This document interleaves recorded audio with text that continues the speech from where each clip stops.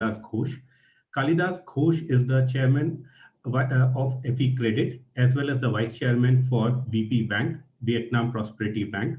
Kalidas Ghose is also the founder for the U Bank, which is a digital-only bank of VP Bank, and also the founder of Uno Bank in Philippines. Today, FECredit is the fastest and the largest growing consumer finance company in ASEAN. Under the leadership of Kalidas Ghose, FECredit today has grown and served more than 12 million plus people across the countries. And as we talk about, it has $1 billion of annual revenue. Mr. Kalidas Ghose has 25 plus years of industry experience and have worked with multiple banks as well as financial institutions globally.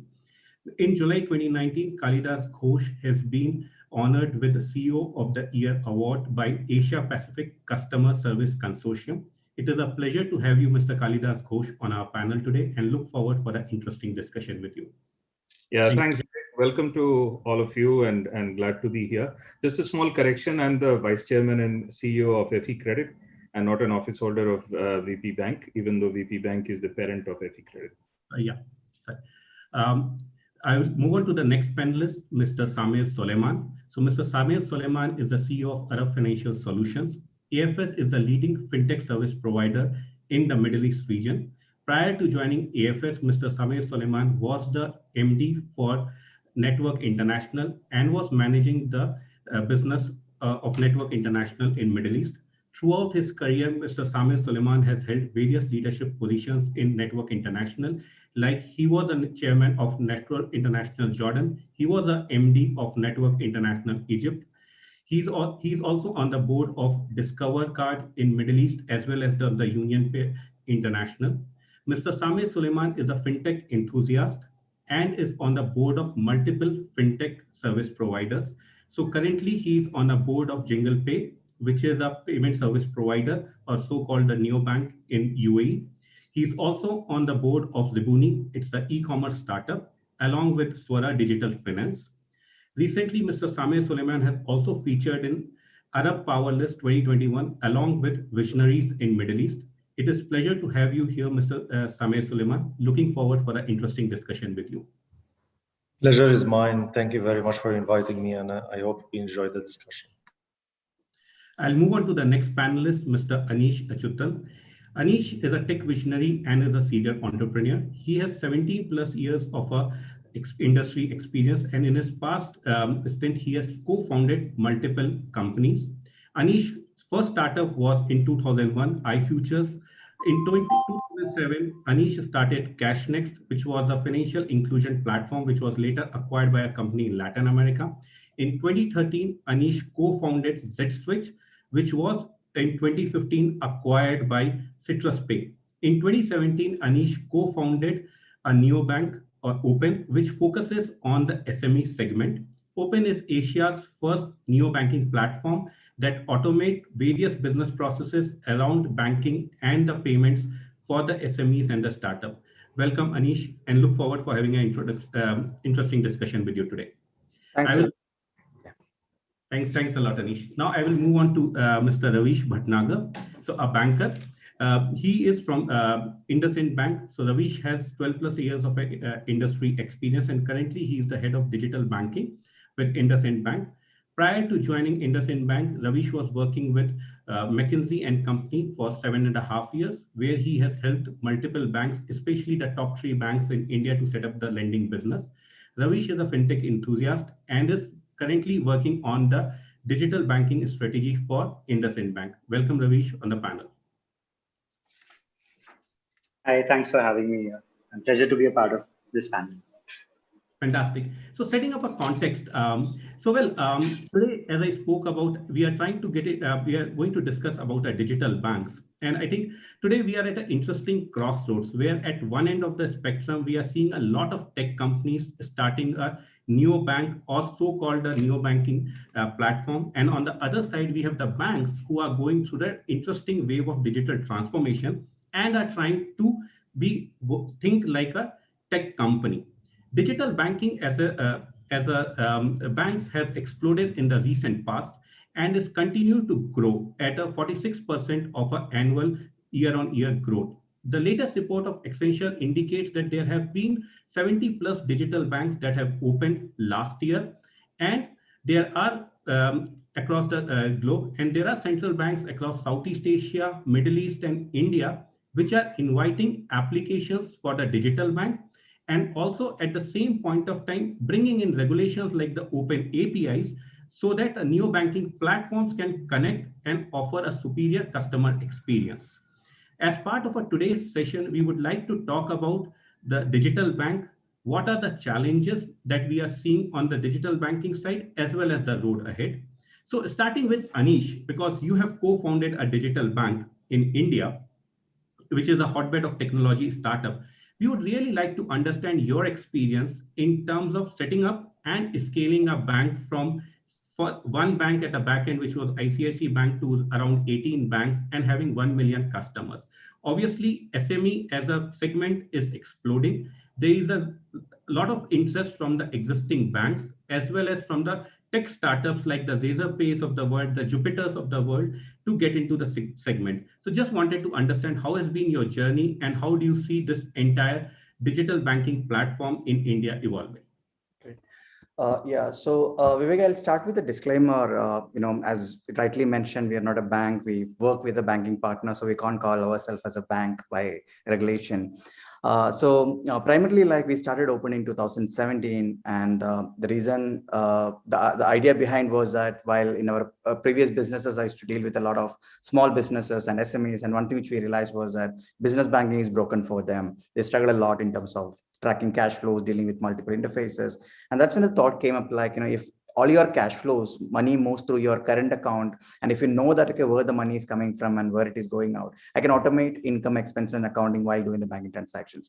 So can we build can we turn the current account into a financial OS to help a business automate their finance? For that, can we build a digital bank? Now, the regulations are like, very tough, as we all know, in India, where there was a payment bank license, and there was also a few of the small finance bank licenses and few universal banking licenses which we got. But even for a startup like us, it's nearly impossible to even think about like having a banking license. So that's when we looked at some of the international models, especially in Europe and the US, wherein like the fintech startups ride on the license of an existing banking partner. And we thought like that's a great model to replicate, because in India, even before, banks used to partner for UPI or prepaid, and that model existed.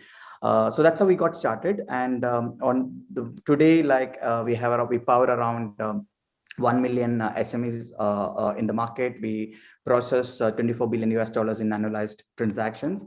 And one difference what we found in our experience was that unlike Europe and US, where a small change, incremental change in customer experience would give you more customers, in India the banks are really advanced. Like, I'm happy with a HDFC or a Kotak a mobile bank application. Why should somebody migrate their banking? But when it comes to business banking, we realized that this pay points of receivables and payables do exist. So we took that as an approach to get the customer and put banking as in the back, basically. That's the learning which we had. So far, like, that's been our journey, like around 1 million customers. And we ended up partnering with multiple banks because, again, we realized, and outside markets, you don't have a single bank which could actually help you to build an entire infrastructure for a bank. For example, there could be banks which could give you an API to launch a current account, but then to issue a prepaid card or a credit card or a debit card, maybe that particular bank may not have the capability, or they don't have a model for BIN sponsorship. So we end up partnering with another different bank. So that's how we ended up partnering with different banks. But the end customer doesn't probably always realize that there are these multiple banks powering your business banking service. Oh, thanks a lot, Anish. So I think let me move to Kalidas Ghose. So Kali, on one side, we have seen Anish, who has set up or who have ride onto the existing rails of a bank to provide a new banking platform, given the regulations that we have within India. You have been instrumental in setting up the YouBank, which is the digital bank for the VP Bank. How has been your experience in setting up that bank and scaling that? And also, we would also like to talk about the Uno Bank that you have set it up in Philippines. Well, with regard to YouBank, it evolved from a very, as you know, FECredit evolved from a traditional finance company to becoming a credit card or a credit line sort of a business, which moved a one step ahead of a pure installment loan, consumer finance kind of proposition to a more wholesome credit line or managing the credit relationship with the customer as we built history of theirs.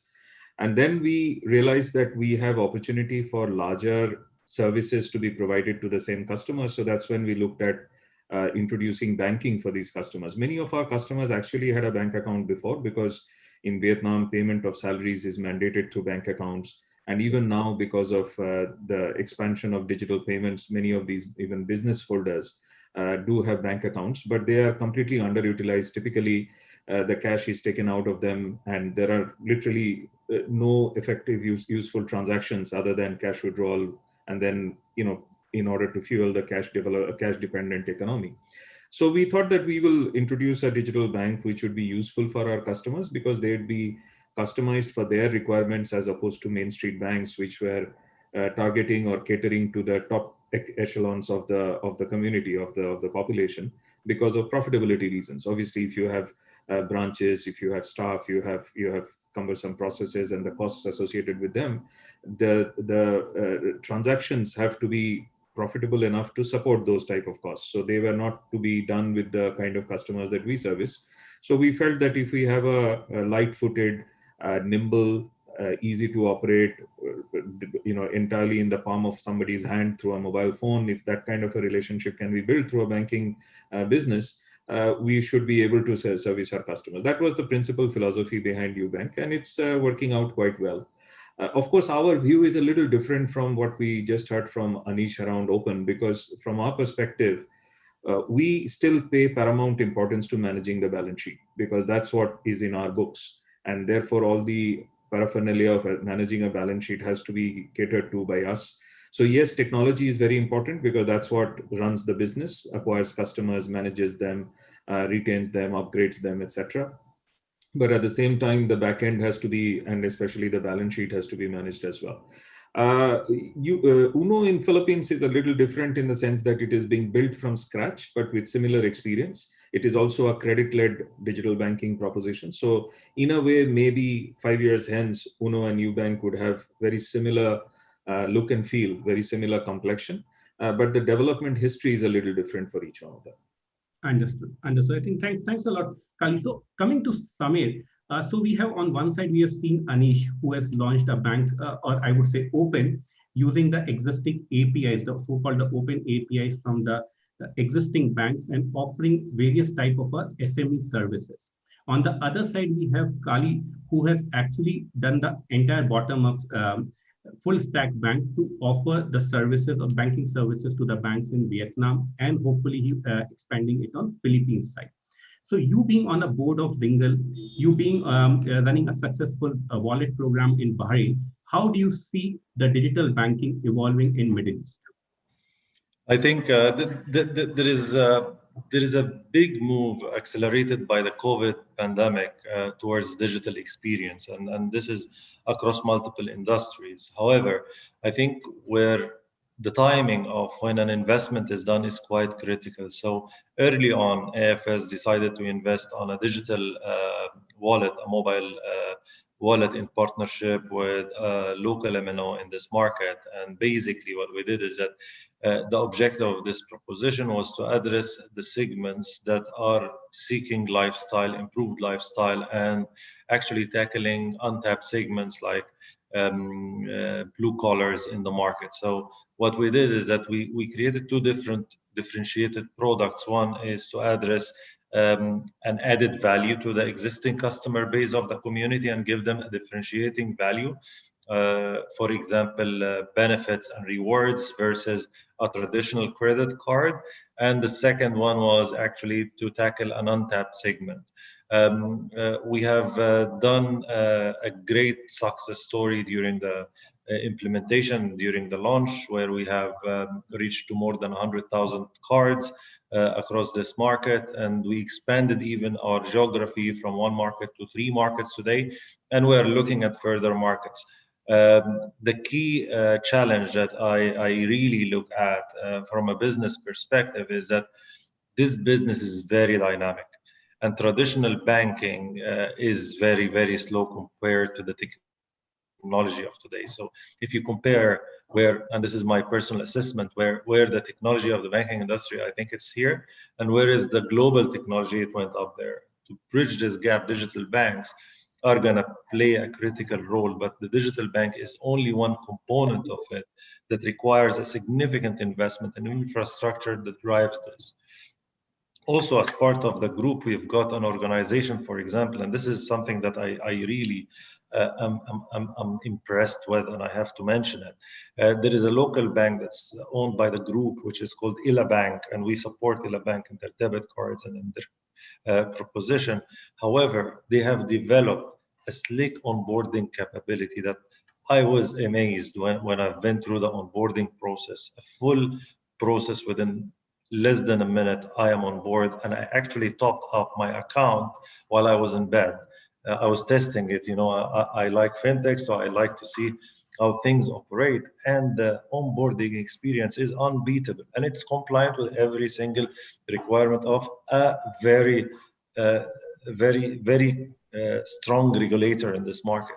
So it requires a lot of investment, it requires a lot of passion, and it requires you to be up to speed with what's happening in the industry and the customer needs, to make sure that you develop your technology as you go. And this is why Agile is quite important. This is why it is very important as an organization to understand your customer needs and make sure that every experience you give him is one step less. It might not have an impact in India short term, but I think, Anish, I think long term it will have a significant impact. And as you develop your product going forward, this will be a key differentiator. And once competitors lands, more value proposition comes out to customers. And again, it helps a lot in the digital transformation of cash. Remember, cash is still significant in the region where we operate in, across Middle East and Africa. And that is a very, very important component to convert cash to digital as well. So a lot of happening on that domain here, and I'm looking at even expanding this further to providing digital transformation of banks as a service to the client. So a lot of happening on that domain, but happy to hear more and learn more from the panelists here. Thanks, Samir. I think you brought a very important point, and now coming to Raveesh. I think Samir talked about a very important point in terms of the technology which a traditional bank is using vis-a-vis what a digital bank is using. And he used a very important example, which is perhaps one of the first touch point when I try to get into the banking relationship is in terms of an onboarding. So how, as a banker, how do you see you embracing this challenge or this opportunity in terms of competing with so many digital banks or the fintech startups coming in? What has been your thoughts being a banker over here? Sure. So see, I'll actually talk about maybe my experience, not just at the current bank, but also the number of banks that I've served, and also a couple of banks that I was a part of before joining McKinsey. See, every organization needs to chart its own path, right? That's my firm view. And I think as a bank, there is space for both, right? Banks will need to ensure that they are right up there competing with the fintechs, because at the end of the day, I have to compete with the 40+ app in a consumer's, mobile handset, right? So if I'm not as good as the remaining fintechs out there, I will become irrelevant in the long run, right? So that's how banks will need to do it. But that doesn't mean that, that creating a digital bank is the only way out. I think there is scope for even partnership. And I'll give you an example, right? So a bank can actually create a digital play or a digital attacker play, compete with the fintechs out there in the Indian market or, Asian market, as well as there you will see a lot of digital attacker play in the West, Europe and US. So what banks can typically do is, because they have a lot of trust from the customers, and then large banks especially have, so they can try and create a digital attacker play similar to the N26, the Monzos, the Revoluts of the world. Be right up there by focusing both on the front end innovation and the back end innovation. At least to Samir's point, Indian market, at least I will believe, and I know that it's slightly different. Where we do a lot of front-end innovation, right? And openness for example, one of the good stories that have come out, right? So in Indian fintech and banking industry, the innovations have kept on happening on the front end side, right? I think it's a back end where we need to match up with maybe the fintechs exactly, right, and have the right back end. So digital attacker play for a bank is actually critical, and it will obviously require a lot of commitment from the bank across having the right value proposition, finalizing the right segment, choosing the right set of products, features, channels, partnerships, brand, technology, data and analytics. There are just like tons of levers, right, that the bank has to think of. But once you have chosen the right segment, once you have chosen the right set of value story for and the right set of feature stack, right, that you want to deliver to the customer, you can try and see that is there a neobank out in the market which is maybe offering a different sort of a value proposition, which is, let's say, complementary to yours, which is maybe targeting a different segment, and over there you can provide the entire set of your APIs, your core APIs, and power the new banking journeys as well. So it's not a either or. I think it's both. You need to find your right your play first. I think that's important, and in parallel try and identify the right neo banks which can complement at least your digital attacker play. I think that's somewhere what I have at least I have seen in my experience, and this is what I can tell you from my personal vantage point. Thanks a lot, Raveesh. I think you made very important point in terms of looking at a two-pronged strategy. Obviously, first from the front-end perspective as well as from a back-end perspective. And Kali, this brings me to you. I know that FECredit is one of the most talked about case study in Southeast Asia in terms of how you have gone about a digital transformation and reducing the onboarding, taking the specific case of an onboarding for a customer from a traditional lending platform, which used to take 4 to 5 days, to now it takes less than 10 to 15 minutes. So how did you go about that entire transformation? I'm sure as Raveesh was talking about it, the transformation starts from the back end and then goes to the front end. So how did you go about that, doing this entire transformation, especially when we look at the FECredit as a business line? Yeah, our experience was actually a little different. So we had been starting to look at and keep a watch on the industry trends and also on consumer behavior in Vietnam. Vietnam, as you know, is one of the markets where digital adoption is of a very high nature. The level of internet, mobile penetration, it has 160 million connections for a country with 100 million people. So, the joke is that people in Vietnam are born with mobile phones, right? So otherwise the number couldn't have been that high, and also the number of times or hours they spend on mobile phone and other devices. It became very apparent that it has to feature our whole interface with the customer, which was very intermediary driven, direct sales agents, telesales agents, dealers. That has to go completely different in future. And when we started this journey, we realized that we have to do it in 3 baskets. And that is a strategy which, in fact, we worked with one of the large global consultants that Raveesh mentioned, is somebody and people who really helped us to formulate that strategy, where we looked at 3 different baskets. So the first one was the way we interacted with a customer. So we started looking at how to deliver the loan within, let's say, 10 minutes to a new customer, somebody whose record we do not have with us already, or even new to credit customer, by obtaining information in a very easy, convenient way from the customer right up front. And then onboard him without making any compromise to the underwriting standards. Just like Samir was talking about compliance standards, we had our underwriting standards to live up to, because if we are to compromise over there, the credit quality of the portfolio will suffer irreparably. So we had to make sure that those aspects are maintained.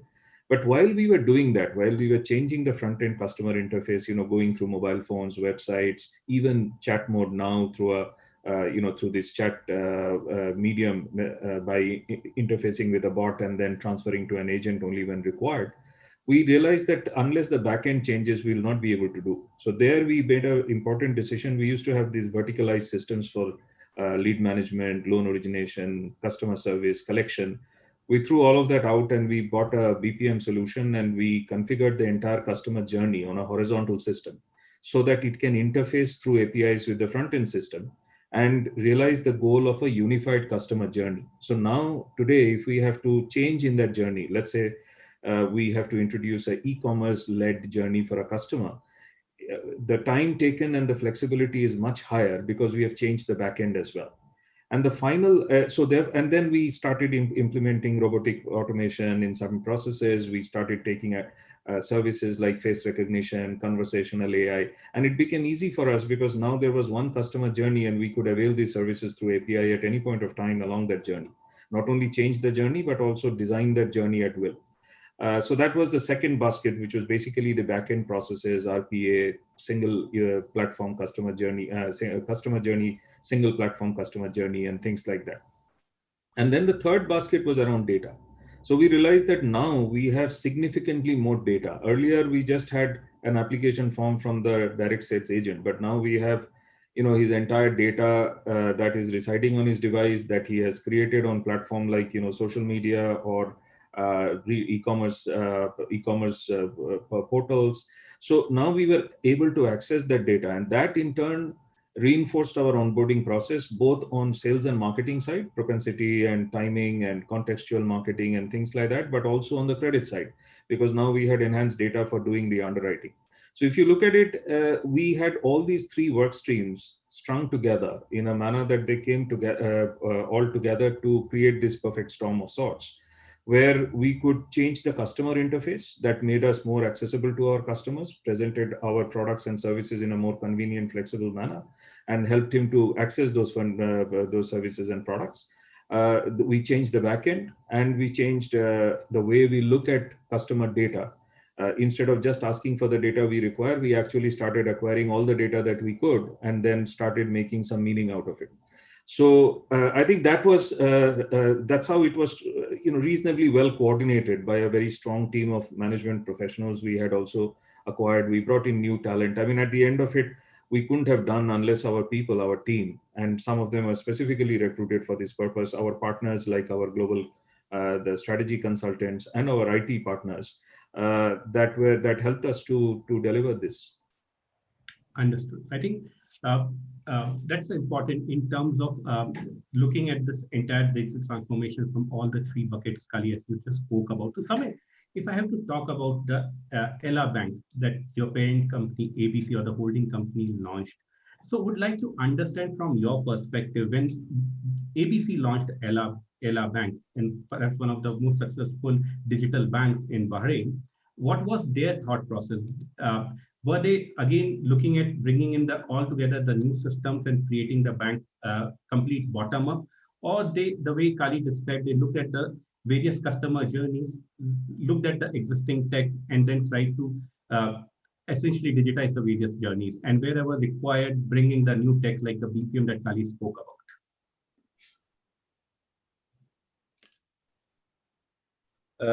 Absolutely. So I think what is imminent at this point of time, that digital is reality. It's not a luxury that you have to have, right? So if you are a bank and you're not investing in digital transformation, so you're going to miss on something for sure. Because customers will tend to move towards digital and convenience going forward. I think as an early adopter of innovation, ABC has been always an early adopter of innovation. They invested early on a digital retail banking. They don't have any digital branches. It's all digital retail banking capability. So it's part of the strategy of digitizing the bank, and they started with the retail component of it. Actually, the leadership of the bank then took over the strategy and took it into execution. And the beauty of that organization, in my point of view, is that they keep on releasing functionalities and capabilities as they go. They gamified the experience. It is quite interesting to see. Despite Bahrain is a market, it's actually a place where you proof test all your capabilities. Regulators are very toned on. Technology is pretty invested in. Resources are really capable and well hungry to understand and learn more and develop more. and it's a raw market. So if you think about Ila Bank and their market share in 2 years, I think they have achieved whatever traditional bank couldn't achieve in 10 years. And with the roadmap that I'm not even close to, I think it's bound to be much larger as an organization. But any bank that have got the capability today and is not thinking about digitizing it, starting with the retail, and I think, Anish, to your point, SME is another area that needs to be serviced.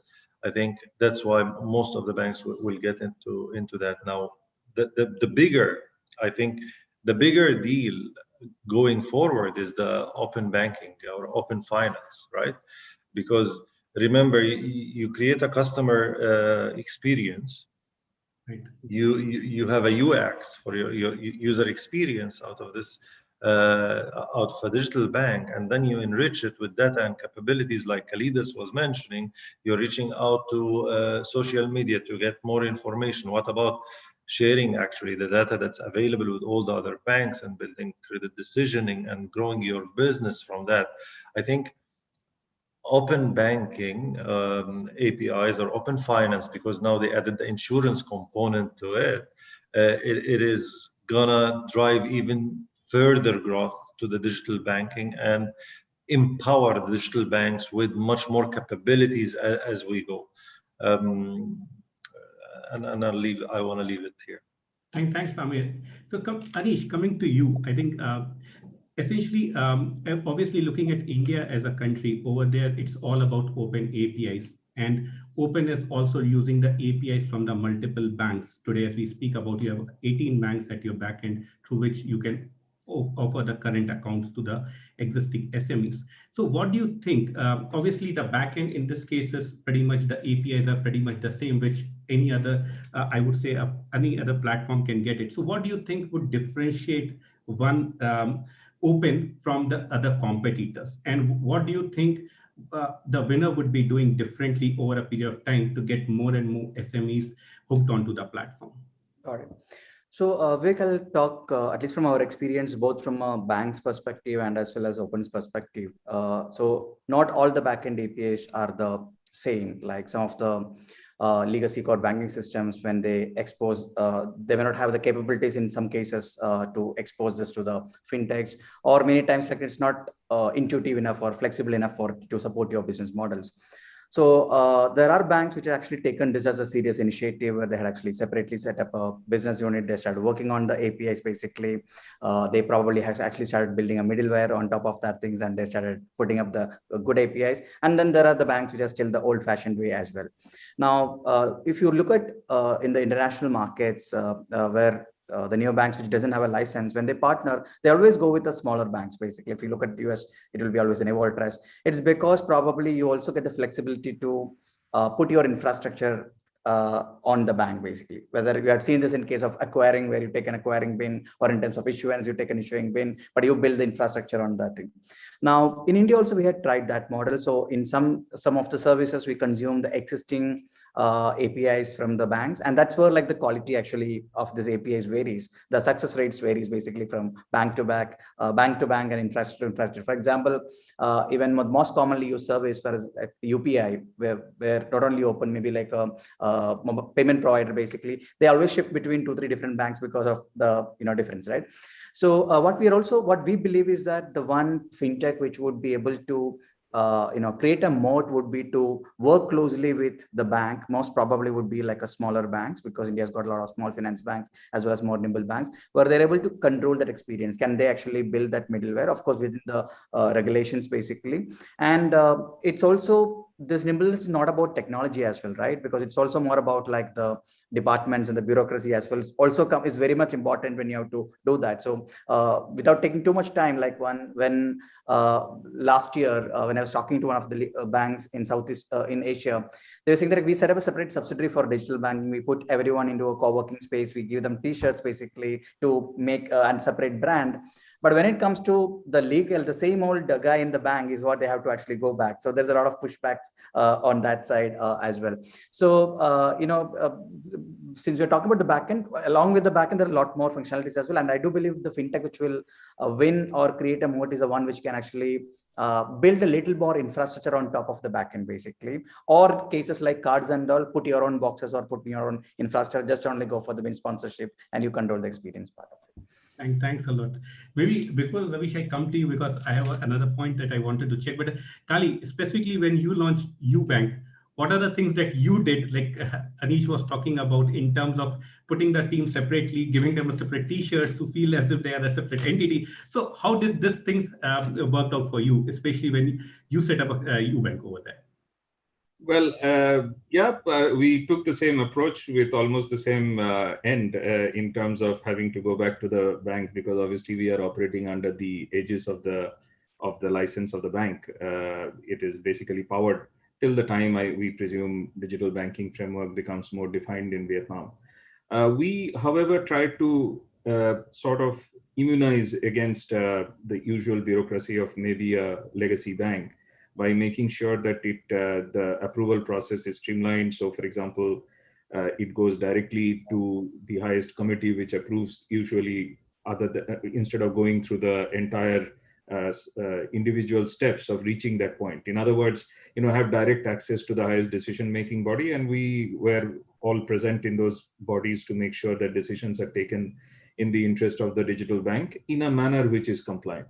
So we tried to find a happy medium. Obviously, we needed to take the bank and its governance structures okay for everything that we do, because ultimately what we do can or will affect the bank's license as well, the regulatory relationship of the bank. So yes, we tried as best as we can at the operating and business model, keep it separate from the legacy bank. But we obviously right now have that umbilical cord with the main bank, and we have to respect in terms of compliance and regulations.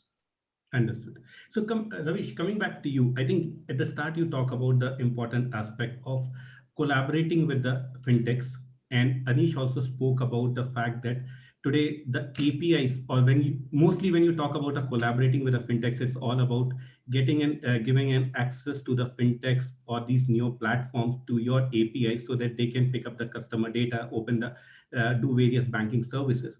So as a banker or as a IndusInd Bank, how do you see you are doing this digital transformation? Because obviously the success and the transactions that would drive, obviously these neo banking platforms over a period of time are also driving a lot of transaction. Anish was talking about having 1 million plus SMEs in past 2.5 odd years. So there is a bulk of transaction that would be coming from these neo banking platforms, and obviously the banks which would have a best APIs at the back end, which are able to provide all the services, would be the where the transactions would get routed to. So as a bank, how do you see you doing this digital transformation, where you can start supporting more and more fintechs onto your platform, while at the same point of trying to launch your own digital banking as an offering? Yeah. So Vivek, maybe let me talk about, I think, three main areas, right? Which as a bank, as well as and again, right, leveraging the majority of the experience that I've had is actually consulting a lot of other banks. I think it's been a year here, but there are three major areas, right?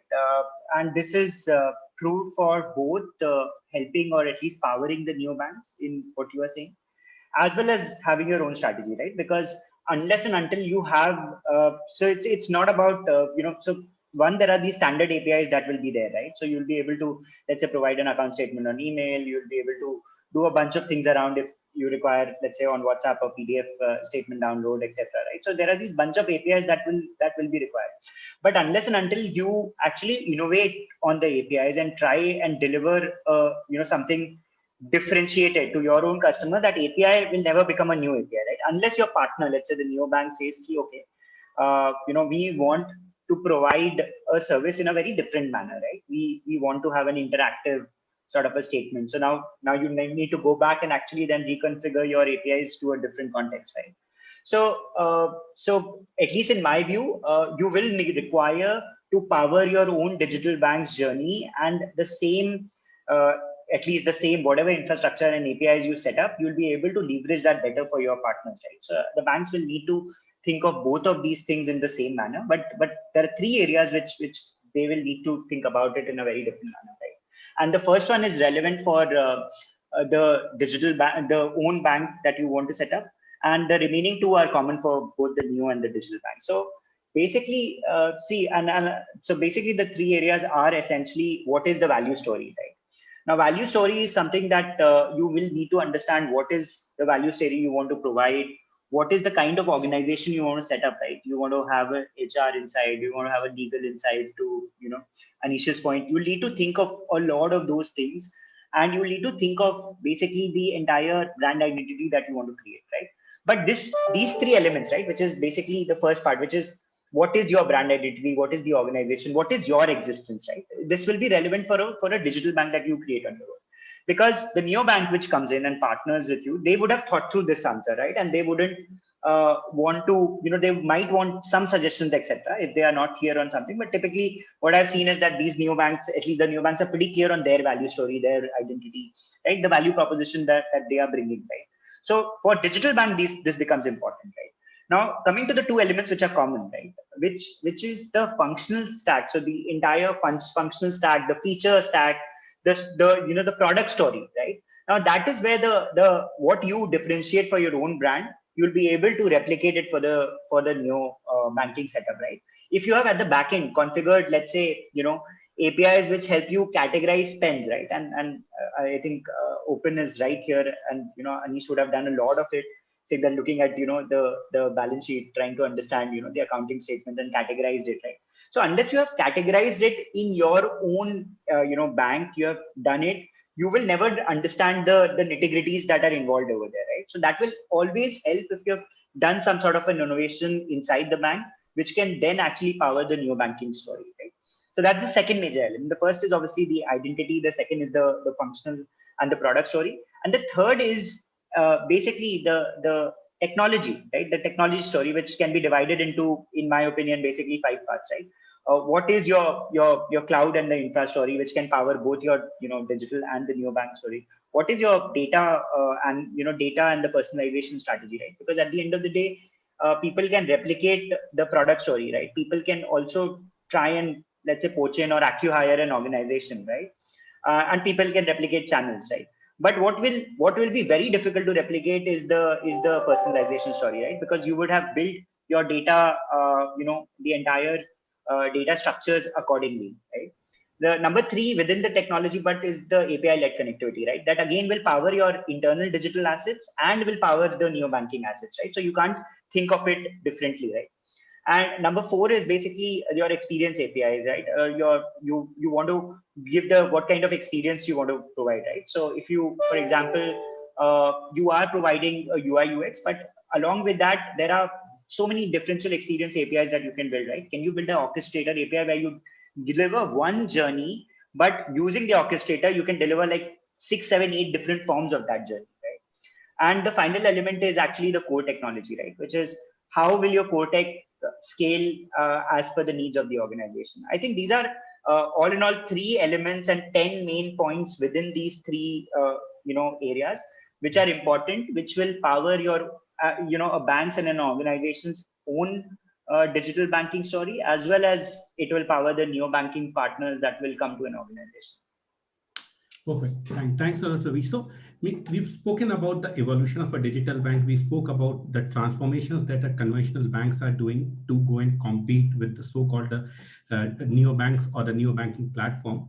Now, would like to really understand how is this entire business or the business model changing with the onboard of a COVID, and now we are out of the woods in many of these countries. So how is this business? Is it going to change this pandemic? Is it going to change the business model, the way the banks are working today, or the product services mix?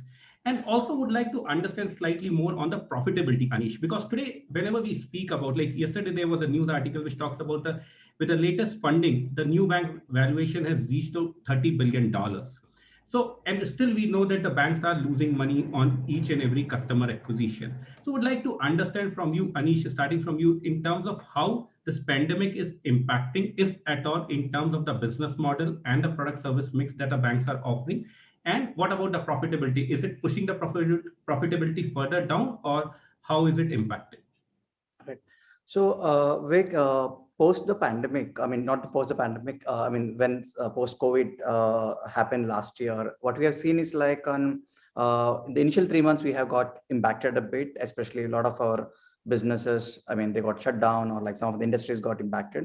But what we've seen is whether there was actually a huge transformation, the digital transformation from the businesses, whether it are like freelancers or SMEs. They realize now that, okay, now this is very important to digitalize my finances. And in Open, we always never positioned this as a digital bank fully, because you're always positioned as a financial automation suite. So, and this was something which was relevant because for them to manage, automate their finances, automate their reconciliation part of it. So we actually seen an increase by around 20% on the number of accounts being opened on a monthly basis, and even a month on month we had been growing. Now coming to you asked about the profitability part of like neobanks, right? And even Kalidas mentioned that, right? Also mentioned before that it's very important that, okay, when you have a banking license, you can actually control the balance sheet, and it gives you more leverage basically. Whereas players like us, we don't really get that advantage fully. Like, for example, I can't do anything with the float which I bring to the banking partner. So in case of Open, we had always taken an approach of targeting a segment which already pays for certain financial automation services, whether they're using QuickBooks or Zoho basically for a subscription. So we have a subscription model. Even though the service is a freemium model, we have got a subscription model where we charge a monthly premium for expense management or subscriptions. Then we do have a revenue sharing component, whether it is like the the cards, like the interchange revenue fee, or on the payment gateway we have like a revenue share on the few bips basically. Then the per transaction fees. So that's how the combination. And what we've seen is like in fact, we started, the service was completely free till around last April, and during the pandemic is what we actually started the monetization. And what we had actually seen from, actually it went from almost 300 to 400x from zero basically in terms of the revenues. And it's been month on month, it's been going on a very healthy level as well. Now it again depends on different business models basically. For example, on the consumer neo-banking side, obviously you can't charge the customers, you will have to work out on the models because mostly outside India, it's always been the interchange revenues and the float revenues. In India, there are like few challenges in terms of like, regulatory challenges in terms of working on a revenue share on the deposits that you bring in, or like even putting that deposits back to lending as well. Obviously you can do co-lending models and the other models to lend to the customers as well.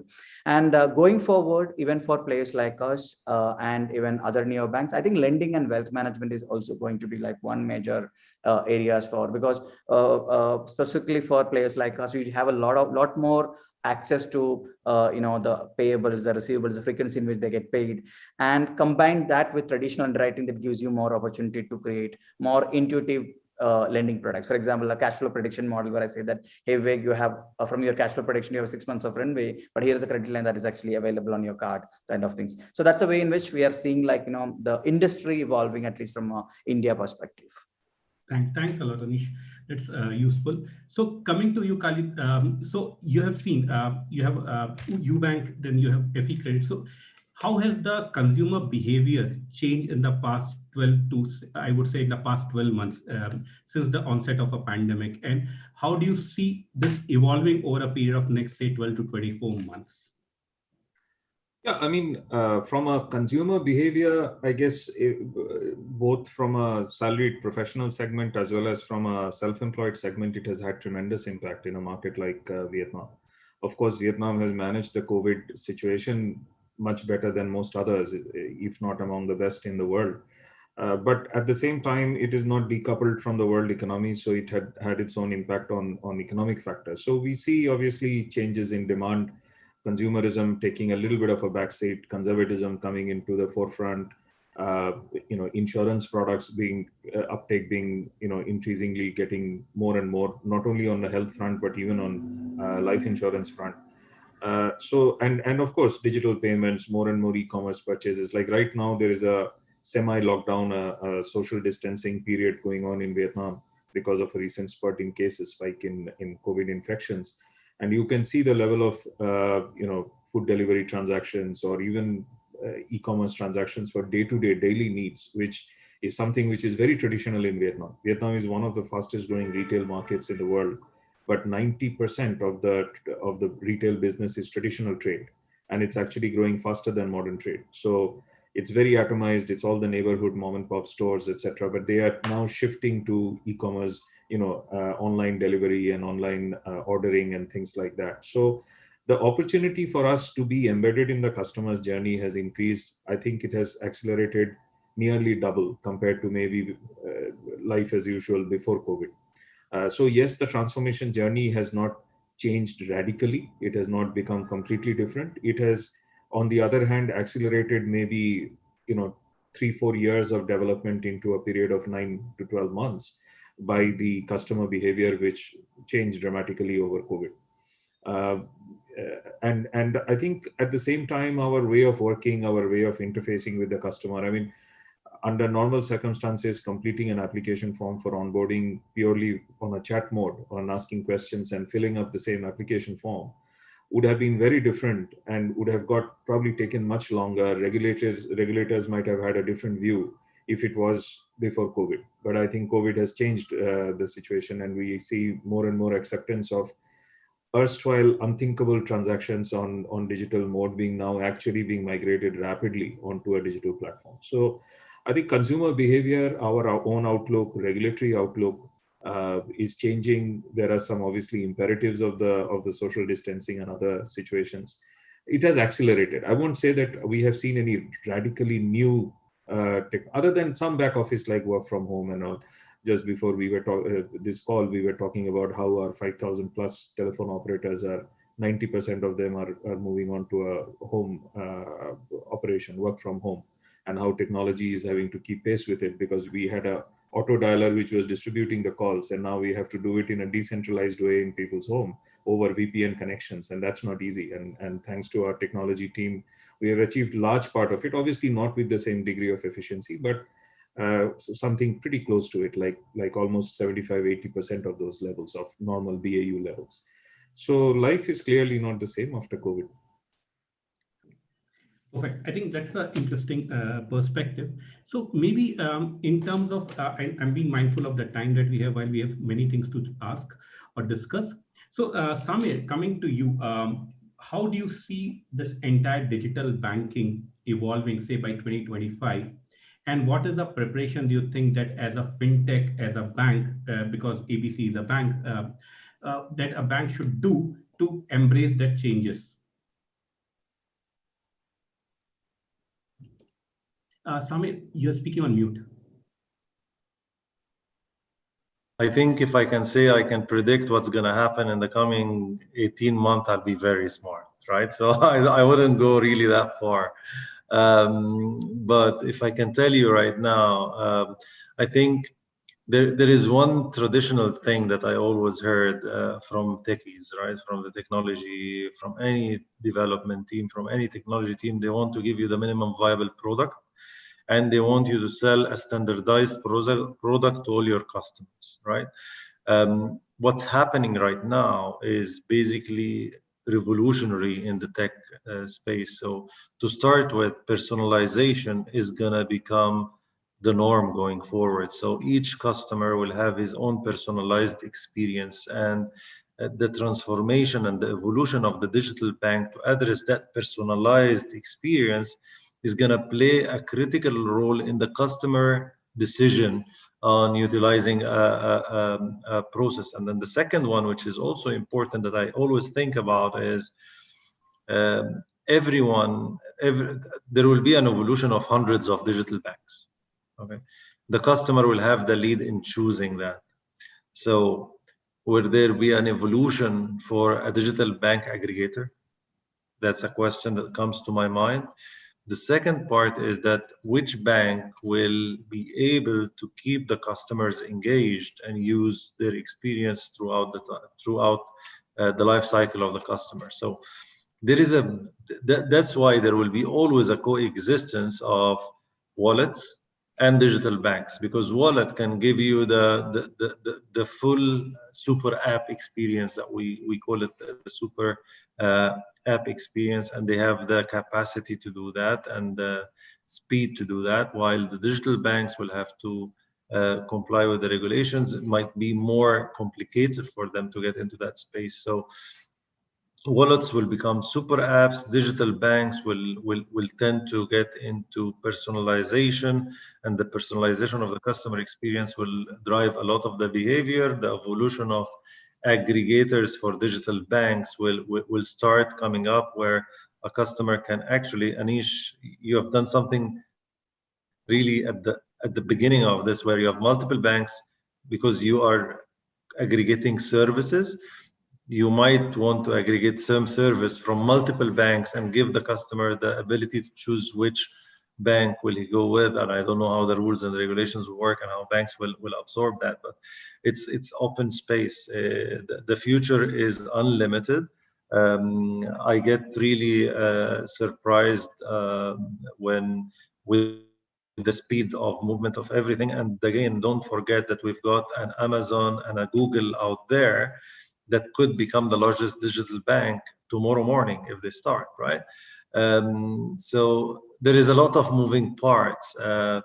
And to predict what's happening in the coming year, I think there will be much more digital banks coming up.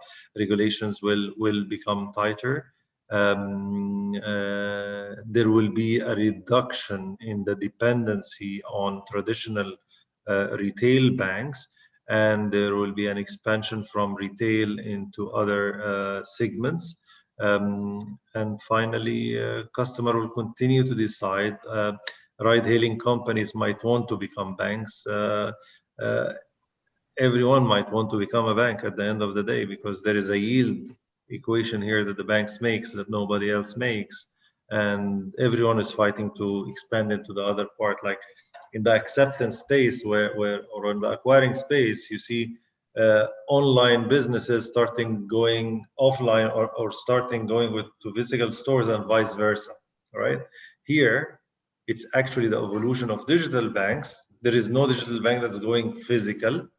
But I think we will start with many digital banks. There will be aggregation, then they will start moving again to physical. And this is how I think it will be. I'm not sure. No one can say what will happen tomorrow, right? Thanks a lot, Samir. I think that was an interesting point in terms of the aggregator of the digital, so-called the neo-banking platform. So Anish, over to you. What's your quick thoughts about it before we open it for a Q&A? Right. So first thing, like completely agree with Samir and this embedded finance as a terminology, and everybody will now want it to become a bank. And for example, in Open, we have a separate business unit called Switch, where we are already powering one of the largest FMCG to create their own, one of the large e-commerce companies to create their own digital banks, basically on our APIs infrastructure. But what the future is going to be, we will see now more digital banks coming. It need not necessarily be from fintechs. It could be non-fintechs, and that also means it's a larger opportunity for the banks, the intermediaries who are actually providing this infrastructure as well. And that's what I feel like what's gonna happen. And definitely we are in an exciting phase. Basically, we can't fully predict where it is going on, but a lot of excitement that is happening for everyone, all of us in this space. Perfect. Thanks a lot, Anish. So Raveesh, before I open up for the Q&A, I could see quite a number of questions. From a IndusInd perspective, from the bank's perspective, what are the preparations that you've been doing to go and compete? So I think Samir talked about hyper-personalization, and today, as a consumer, we have seen our experience when we interact with any of these consumer internet companies like the FANGs of the world. So, and if I look at more and more the so-called the neobanks platforms, or these, they are trying to emulate something what some of these large consumer internet companies has done in terms of personalization. So how do you see the bank, especially in terms of IndusInd Bank, taking up that particular challenge and then evolving or improving the so-called the customer experience? Yeah. So I think, see that the pillars that we are using is to actually get to a certain place, right? And I've discussed the pillars, but I'll just maybe synthesize those, right? I think that out of all of them, to your point specifically, I think 3 of them are essentially extremely relevant. Is how do you ensure that that there's a line that I read on social media and I find it very relevant. Let me just bring that up. So growth is actually true growth is through customer engagement and the loyalty that you develop. acquisition actually, which people call it as growth, is actually child's play, right? So the idea is that if you're able to, engage your customers that you have acquired, that is the true growth, right? At the end of the day. So that at least resonates with me, and at least as a bank, I think these are the three, things that will help us to grow, right? And when I say grow, it's not just about acquisition, but about engagement and loyalty, right? Because that is what is going to differentiate us from the other banks in the future, right? And those pillars are going to be, to Samay's point, I completely bang on, right? Personalization. How do you set your, the entire data structures at the back end to offer that personalization to the customers? Number two is, experience layer. How do you provide those experiences to the customer in the matter which is relevant to them, right? They would want to see what matters to them rather than something that is completely, open for, everyone else. So providing the right kind of experiences to the customer through the customer journey. So differentiate, how well can you differentiate that? And number three is the middle, at least the middle and the back end, right? The API-led connectivity. So how can you try and deliver these experiences, because all these experience APIs, process APIs will be at the back end, right? So using the triad, right, this particular triad, we can actually achieve the true growth, which I see as like actual customer engagement, if you ask me. Understood. Thanks a lot, Raveesh, for this points. So maybe moving on to the questions, I think there are quite a number of questions that we have it from our audience. So maybe the first question is directly to you, Anish. Someone is trying to ask, how easy was it for doing a partnership with the different banks? Was it really easy, or it was a difficult task? And moreover, what were the concerns from a bank with regards to security and compliance? I think that's one of the points that we didn't touch upon it, but would like to hear it from you. Right. So Vivek, the first bank which we have partnered with 4 years back when we started it is still on the UAT stage. We are not still gone live with that particular bank. But just to, it was a really tough this thing, because unlike a payment service provider or payment gateway where the APIs were standardized and available here, from a bank's perspective, there is a lot more risk when you're dealing with, fintech or so-called, a neo banking platform, because in terms of the security, that if something goes wrong with the customer funds, like the bank's reputation, the license, everything is in stake. While most of the times the business heads always gives the approval, it always gets stuck when it comes to the compliance and legal. But one good thing which we have done, and this is advice which I also always give for fellow entrepreneurs, is that plan for those the information security, the ISO, in case of an India getting a certain audit, audit basically, the PCI DSS compliant if it is required. Take that as a priority, build that as a department right from the beginning. And also very important part is like, how do you manage the fraud, the risk mitigation as well? Because the more and more now the banks are also, if you have this in place, it's easier to actually reduce the go-to market, especially when you have to deal with the banking partner. For us, a lot of things were actually through learning. It took a lot of time for us to actually get it right. But now after like the first 2 or 3 banks, now it becomes more easier because we have the process in place, we have the certifications in place, and things like that. Having said that, there are that's also the reason why the intermediaries now, there are a lot of third-party providers who actually done this for you. So this could help you go to market faster than actually going directly dealing with a bank, which probably takes around 11 to 12 months. Fantastic. Thanks a lot, Anish. So quickly, I think there is a question from Vibha, and I really would like to reach out to Kali and Samir.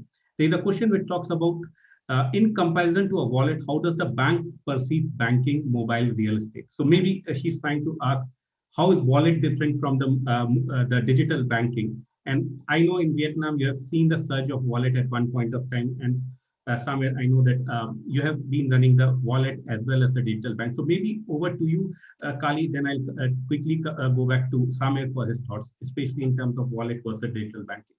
Well, I think wallets are purely payment driven, and I think the augmented services in terms of having credit line attached to them, in terms of wealth management options, or in terms of a larger ecosystem play, has always been thought through. But there are restrictions which kind of limit the capability of a wallet against a full service digital bank. In fact, prepaid accounts from digital banks or even Main Street banks sometimes can be actually a bit more powerful, bit more feature rich compared to wallets per se. And wallets in Vietnam, for example, a wallet which we have a strategic partnership with called SmartPay is focusing more on the same atomized retail that I talked about and signing up micro merchants to facilitate the general population of customer to use it for their daily life in the points of sale that they go to.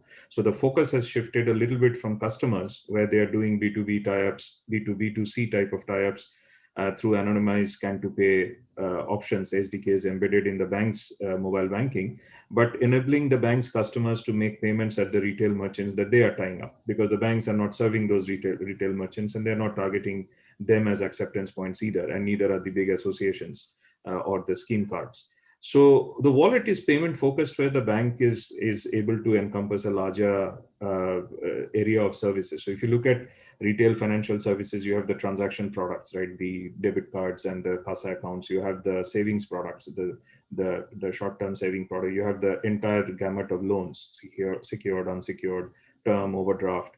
You have investment, and then you have protection, your insurance. A bank is able to complete the full service, all the baskets in which products can be categorized, whereas wallets are primarily in the transaction area. So banks definitely have a wider spectrum to cover compared to wallets. Perfect. Thanks a lot, Kali. So over to you, Samir. You spoke about super apps. You spoke about you already. Your team is already running a successful, or maybe arguably the best wallet in the region. So how do you compare wallets to the digital banks? I think Kalidas summarized it really well.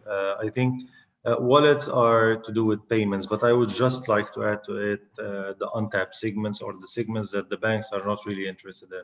And this is where we went to the blue collars. I think where we'll go to other segments that banks really don't really look at. But it's a way to empower transactions and make sure that transactions take place and drive more transactions and help in accelerating cash conversion. Now, the reason you want to expand that wallet into a super app, because you want more engagement and more transactions, really.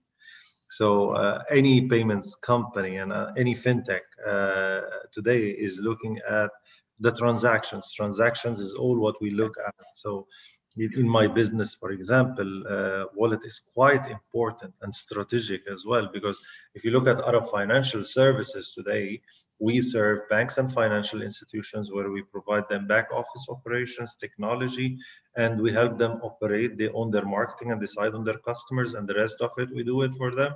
And then we've got a merchant community, which basically we are a direct acquirer in multiple markets. And then we have the fintech arm, where actually we're using that arm to be our product development arm. So we partner with fintechs that adds value to our two core businesses here. So a wallet cuts across to deliver services to both my merchants and to my financial institutions, and potentially incorporate the fintechs into that wallet becomes really more critical to businesses like ours. And then don't forget, all of us, all the digital, will have the power of data. Banks being banks or being wallets. Banks in specific have a wider range. I think where banks are going to evolve even further, I think they're going to go into different segments, because at this point of time, you see banks that are doing retail, very small number that are doing SMEs, but I think they will evolve even to a wider segments, and their product offering will be much more in terms of financial instruments. Thanks a lot, Samir. I think so. We have quite a number of still questions coming in. Maybe what we will do it for our audience. Maybe we'll reach out to you individually for those questions, and if you can find some time to respond to those, we will be happy to share it on our handle. So that's something that we would like to do, because there are quite a number of questions that have come up from the various audience over here. So I think we have already exceeded our time by 10 minutes, but just would like to summarize. I think it was really a great having you all on the panel today. I think it was a very, very interesting perspective brought in forward by Anish, Kalidas, Samir, and as well as from your side, Raveesh, in terms of how the digital banks are shaping up and how essentially what are the digital transformation or so-called the technology best practices that some of these digital banks or the banks are following to go and compete with the same set of customers and trying to offer them the superior customer experience, or so-called, as Samir was saying, the hyper-personalized experience. So I think it was great having you all over here as part of our today's panel. We wanted to do more discussion, but unfortunately we have a limited time. So thanks once again for joining in, and stay tuned for our episode 3. Till that point of time, I would say stay safe and stay masked. And Kali, once again, apologize for the slightly miscommunication on the title. Maybe my team loaded incorrectly. So thanks once again for joining in. No problem. Thank you. And thanks to my fellow panelists. It was a pleasure. It was really a pleasure all over here. Thanks once again. Bye. Thank you, everyone. Bye.